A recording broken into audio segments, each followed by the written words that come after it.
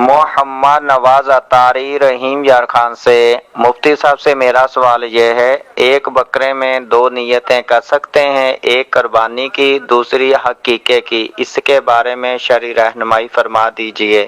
نیتیں دیکھیں، ثواب کی نیت تو ایک الگ چیز ہوتی ہے، لیکن جو چیز آپ کے اوپر لازم ہے یا جو مستحب کے اعتبار سے، سنت کے اعتبار سے آپ کرنا چاہ رہے ہیں، جس کو قربت کہا جاتا ہے، تو وہ بکرے کے اندر ایک ہی ادا ہو سکتی ہے۔ ٹھیک، یعنی آپ چاہیں تو اس میں قربانی کر لیں، چاہیں اس میں آپ عقیقہ کر لیں، تو یا تو قربانی کر سکیں گے یا پھر اس میں عقیقہ کر سکیں گے۔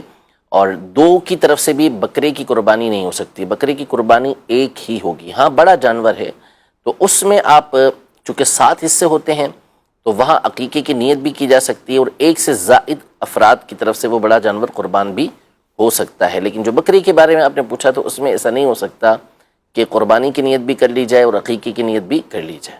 ٹھیک ہے، بڑا جانور بیل، اونٹ وغیرہ۔ یہ جی